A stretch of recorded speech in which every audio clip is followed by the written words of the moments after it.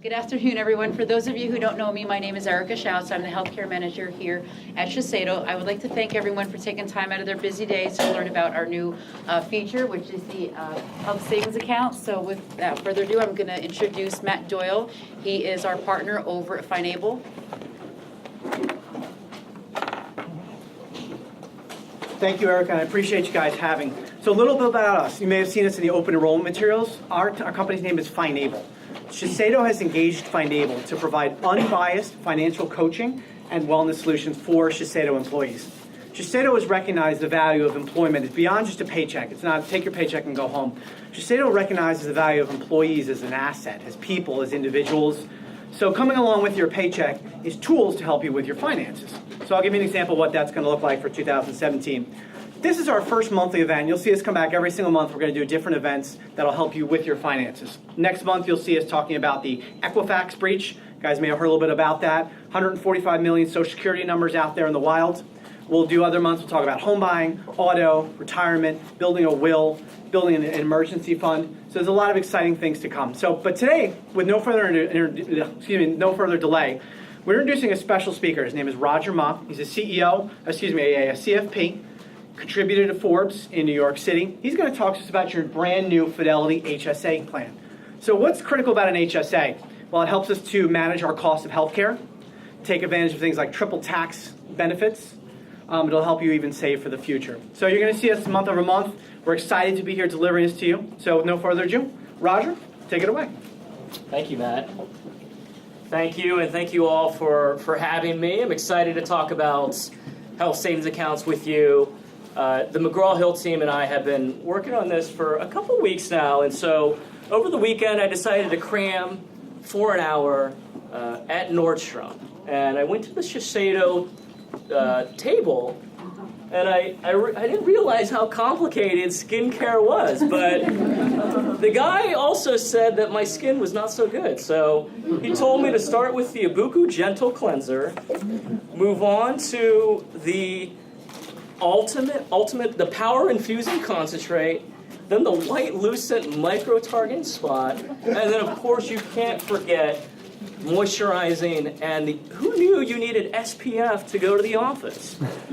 So anyway, I got my whole 60-minute cramming session in on skin products, but we're not going to talk about skin products today. We will talk about healthcare in terms of your insurance. I know you're going through open enrollment right now, and there's a new high-deductible health plan available. And one of the great things about this new high-deductible health plan is that it gives you access to this health savings account, which we'll talk about further. And so, what we'll cover today is a brief overview of what health savings accounts are.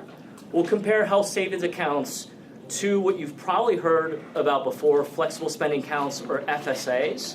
And then we'll go really into what the power of these HSA accounts are, and then how to make the most of your health savings account. And then we'll put it all together with next steps on how to think about, with the power of these health savings accounts, does it actually make sense to enroll in the high deductible health plan?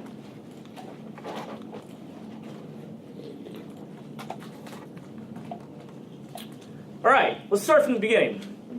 What is a health savings account? Well, it's an account to allow you to save money to pay for healthcare expenses. Pretty simple. So, next question, can anyone open a health savings account? Well, actually, there's a couple of factors that you have to fulfill to be able to open one of these accounts. So the first is you have to be enrolled in a high deductible health plan. We're going to go through what that actually means. You can't have any other health care coverage, can't be on Medicare, and you can't be claimed as a dependent on someone else's tax return.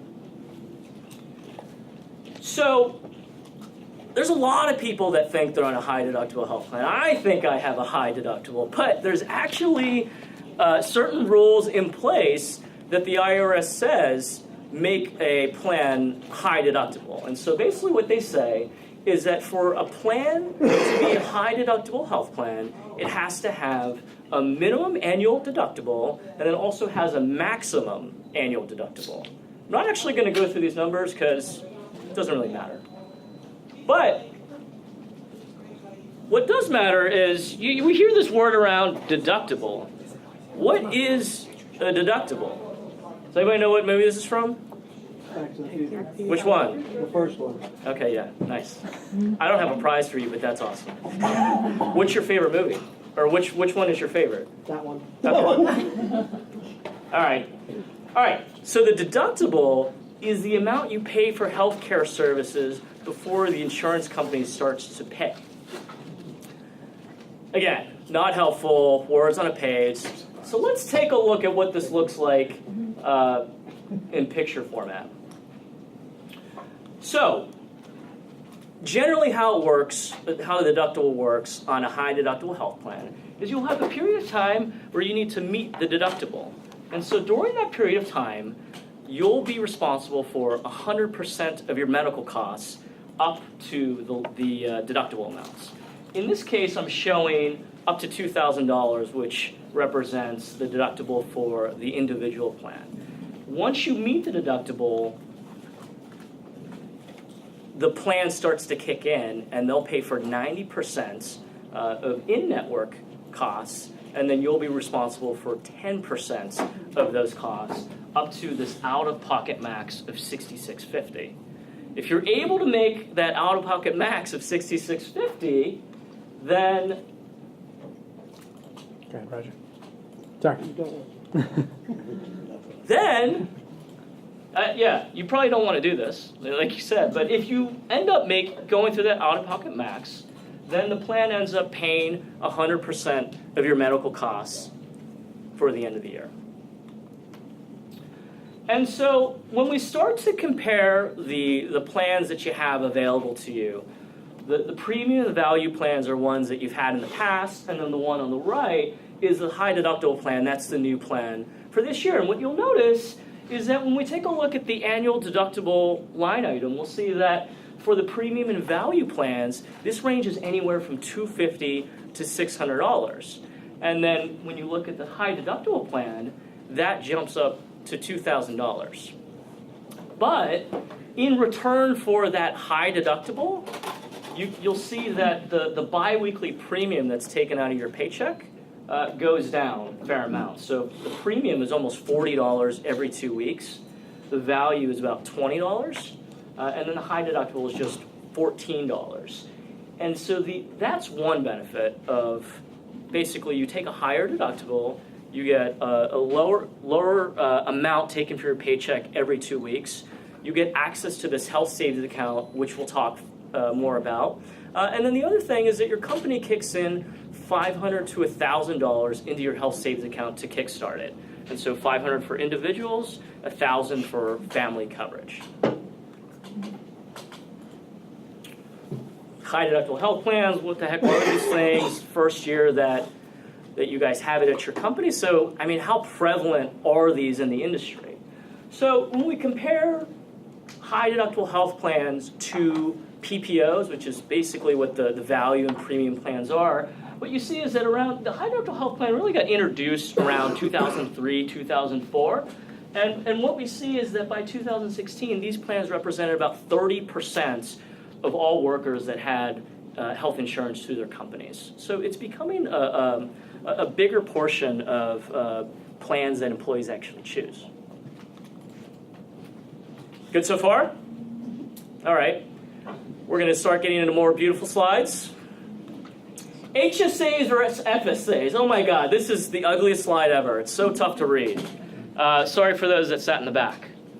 We're going to break this down pretty easily for you. So on the left side is health savings accounts, and on the right side are flexible spending accounts. I think there's three key factors about the differences between HSAs and FSAs. And don't worry, you will receive this presentation afterwards, so you don't have to read this whole thing.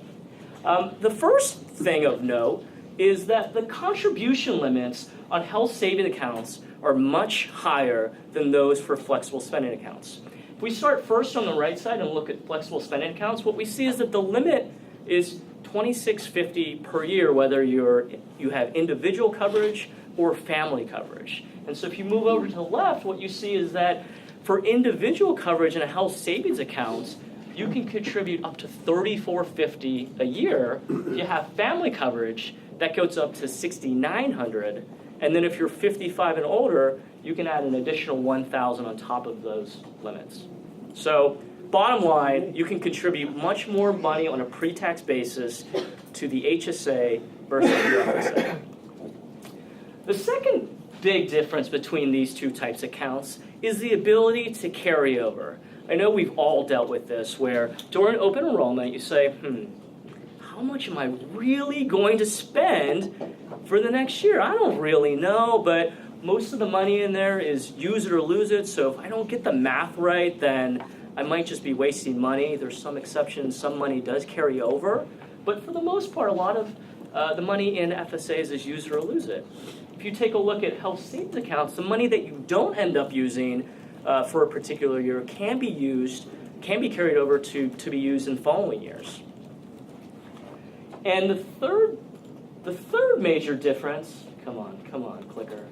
All right. The third major difference with these two types of accounts is with an FSA, you decide to contribute money in there. It might be sitting there idle for the year. Those funds aren't allowed to earn interest or be invested. But any unused funds within the HSA can be invested either in investments or things that pay interest. Good so far?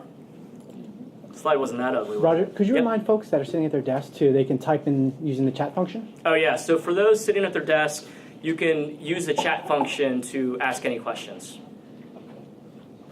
Thank you. All right, the power of HSAs. Now we're going to get into some fun stuff. So the health savings account is the only triple tax-free account available. I tell my wife I love this account so much that I would marry it if I could. She gets a little jealous, but you'll start to see why it's pretty cool. So, clicker's really killing my mojo. Sorry. So, let's compare this health savings account to other typical retirement accounts available to you, such as the 401k and the Roth 401k. We'll start with the 401k. So this top one I call tax advantaged. This is your 401k, this is your IRA. And so what happens with this? Essentially you put money in on a pre-tax basis, wait, I make the arrow green. Money is able to grow tax deferred, and then when you take the money out in retirement, usually at 59.5 or later, money comes out and is taxed at your marginal tax rate or at ordinary income. So everybody, cool. All right. So the Roth 401k and Roth IRA are essentially the opposite of what we just saw in the pre-tax 401k. So money goes in actually on an after-tax basis. So you put money in that's already been taxed. Money is able to grow tax deferred, and then if you take it out at 59.5, et cetera, it actually comes out tax-free. Now let's talk about this HSA thing. This HSA, I mean, sorry for those in the back, but if you're just looking at it based on color, everything looks green. That's kind of cool. So what happens here? You're able to put money in on a pre-tax basis.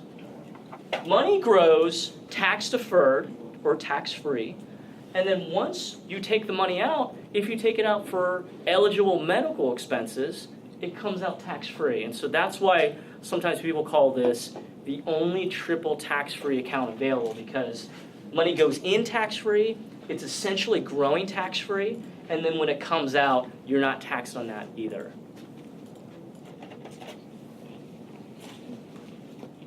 And why is this important?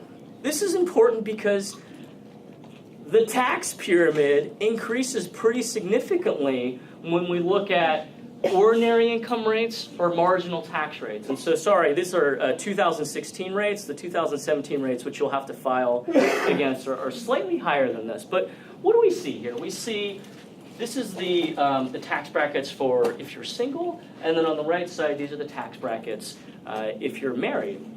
And so this is really what we're talking about when we say, as money comes out of 401k, it'll be subject to ordinary income taxes. So either at the 15, 25, 28, all the way up to 39.6. And then alternatively, you have these capital gains rates as well, which are related to your ordinary tax bracket. Obviously, these may change. We all know there's certain tax reform talks going on right now, but I think I talk to my clients a lot about what I call tax diversification and having money in different buckets. I have some clients that come to me. They're getting ready to retire, and they have all their money in this pre-tax bucket. And so when they originally put money in the 401k, they thought, oh, this is great. I'm going to put money in on a pre-tax basis and save on taxes today, let it grow tax deferred, and then I'll be in a lower tax bracket in retirement, and I'll be able to save. But what happens is if you put all your money in the pre-tax 401k, at 70.5, these are subject to required minimum distributions. And so you have to take a certain amount of money out each year starting at 70.5. And then, so that might be fixed revenue that you have coming in. You might have Social Security coming in, and you might have a pension as well if you're so lucky. And then it becomes tough to actually control your tax bracket. And so what I try to emphasize to people is tax diversification becomes very valuable, especially as you try to control your tax bracket in retirement. All right, making the most of your HSA. So there's a couple different ways that I see you could use this health savings account. You can either use it as similar to an FSA, where you contribute money and use money in the same year. Or what you can do is contribute money today and use it later.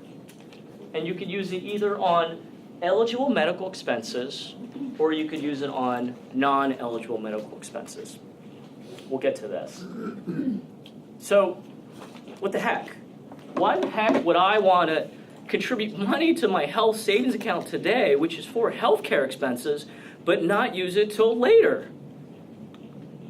There's a lot of reasons. I have another ugly slide for you to outline all these reasons, but I'll break it down. First reason is because you can. In the FSA, you don't have any of this functionality to be able to invest unused balances. Well, first of all, carry over unused balances, invest those balances, and then have it grow and come out tax-free. The second, So again, just a reminder, everything's green, it looks good. So the second reason is there's actually no time limit on when you have to reimburse yourself for eligible medical expenses. So there's a couple of use cases you can do for this. Number one, you could contribute to your HSA this year, next year, for 5 and 10 years, and then maybe start using the money at 50, 55, 60 for eligible medical expenses. You could use that for eligible medical expenses that you incur at the time, or what you could do is incur medical expenses today, save the receipts, but pay out of pocket, let the money grow tax-free, and then take it out 10 to 15 years later. So you basically incur the cost today, but you're letting your money grow, and you take out the money later. Does that make sense? So whereas in an FSA, what happens is you put the money in, you take it out the same year, there's really no growth. The power of the HSA is having that tax-free growth and then that tax-free withdrawal as well. And then the other interesting thing about this HSA is it kind of morphs into an IRA, if you want, at 65 and older. And so going back to this chart, we said, okay, the second use case could be contribute today but use it later. And you could use it on eligible medical expenses or non-eligible medical expenses. So for eligible medical expenses, the money comes out tax-free. For non-eligible medical expenses, if you're under 65, you actually get taxed at your ordinary tax rates plus incur a 20% penalty. But once you turn 65, you can take money out for non-eligible medical expenses and only be taxed at your ordinary income. And so basically, this also turns into essentially an IRA at 65 and older. And so one of the things you may be thinking is, okay, fine, I'll put money in today, I'll put money for 5 to 10 years. What if I have too much money? Well, a lot of times you're probably not going to have too much money because there's been numerous studies that say, I think a couple at 65 and older is probably going to spend up to $250,000 in retirement on healthcare costs. So that's probably this bucket. But if your health savings account did so well, you have this option too where you're able to take the money out essentially the same way as you would take it out in your IRA or your 401k.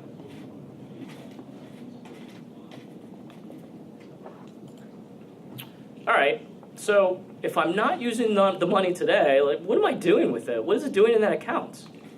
Well, if we take a look at the chart on the left, basically this shows where HSA assets are sitting today between cash and investments. And the right chart actually gives a better sense of how much money is invested versus in cash. Little under 20% is invested today. And so what this tells me is a lot of people using HSAs are probably keeping these assets in cash and maybe using it for expenses incurred in the same year.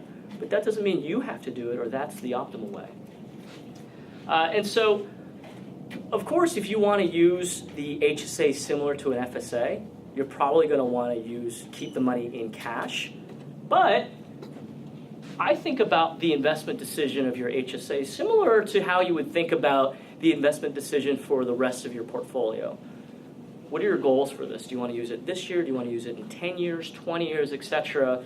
In that time horizon will dictate what type of investments you should put in between, just to make it super simple, between stocks and bonds. And that time horizon is really important because when we take a look at average returns, highest returns, and lowest returns for different stock and bond allocations, if you take a look at the rightmost side, what we see is that 100% stock portfolio gained the most in a year. They gained 54%, and they had the highest average return of a little over 10%. But they also had the worst return in a year of 43%. And so if you were saying, okay, I'm going to put this HSA money in today, but I want to use it in 5 years, it probably doesn't make sense to put it in a 100% stock portfolio. On the flip side, if you put it in a 100% bond portfolio, you get almost like the lowest return in a year, about 33%, the lowest average return about 5.5%, but it also had the smallest loss. And so this goes back to knowing or defining your goals and what the time horizon is to be able to use this HSA account. And that will start to inform you on what type of investments you should actually utilize. Does that make sense? I'll stop there for a second.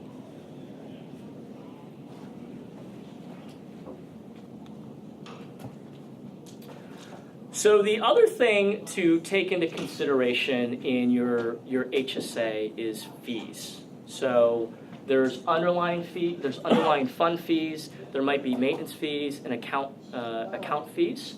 And this is just a chart of how these fees could vary by HSA provider. Unfortunately, so Fidelity is known for being a low-cost provider, but they weren't included on this. But it's just important to know that these costs exist and to try to keep these down as much as possible. All right. We are closing in. So we've talked a lot about health savings accounts and why they're so good. But I guess what I don't want you to take away from this presentation is that you should definitely enroll in the high deductible health plan just to get access to the health savings account, because I don't think that is necessarily the right decision. I think the decision on whether you go with the high deductible health plan, the value, or the premium plan will really be dependent on a couple of different factors. I think the first factor is usage level of the plan. Are you a low or high user of healthcare? So I could see the high deductible health plan being great for someone that's doesn't use healthcare that much. They might be able to just fund their HSA and not incur any of those deductible costs. I think the second thing to keep in mind is also what's the breakdown of your usage between in-network and out-of-network providers as well. In a lot of the charts, I showed what the in-network deductible is, but if you use out-of-network providers too, you might be subject to an out-of-network deductible that you have to meet before insurance kicks in. And then I think the third thing is, your ability to actually maximize the use of this health savings account. We talked about some interesting ways to contribute today and use the money maybe 20, 25 years from now and benefit from that tax-free growth. But from a practical standpoint, that might not be feasible for your particular situation, because that would mean that you would come out of pocket for healthcare expenses today and you'd have to have cash sitting on the side. And that might be cash that you want to use to put into a 401k to get the employer match or something else. And so I think the decision, I think the point of this presentation is just to let you guys know that the health savings account exists, and it could be pretty valuable for the right person, but I would go through this thought process and actually do the math to see if you would come out ahead or not. It's 12:30. Doing great. I think you're up. All right, any closing words? Any questions? I do have a question. Yeah, sure. For the HSA, what happens if you decide, okay, I'll do HSA for this year, and then next year I'll go back to a value plan? What happened to my HSA account? So you'll still have access Read to. the question back through. Oh, sorry. So the question was, if I decide to enroll in the high deductible health plan this year and then fund an HSA and then move back to the value plan next year, what happens to the HSA?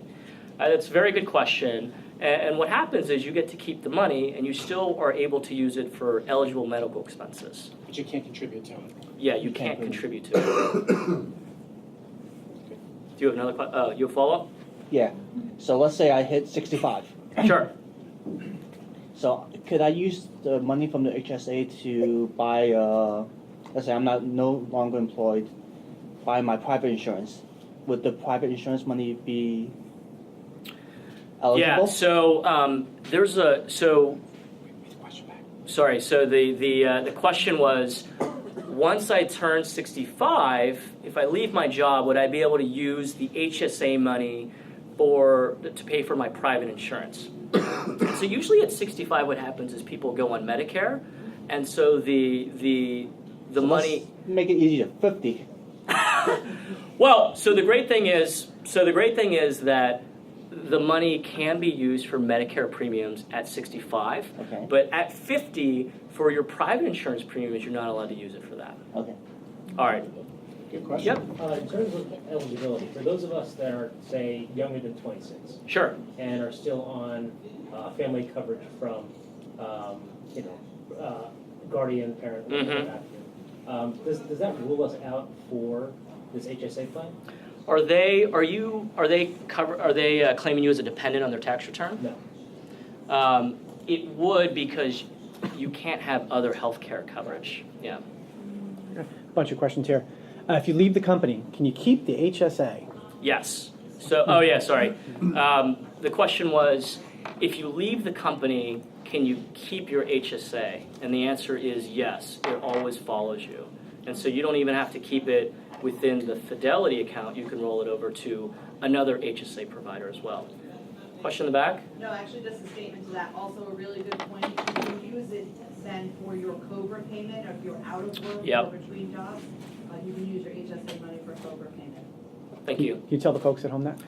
Yeah, so the other point was that you could also use money in your HSA to be able to pay for COBRA premiums if that situation arose.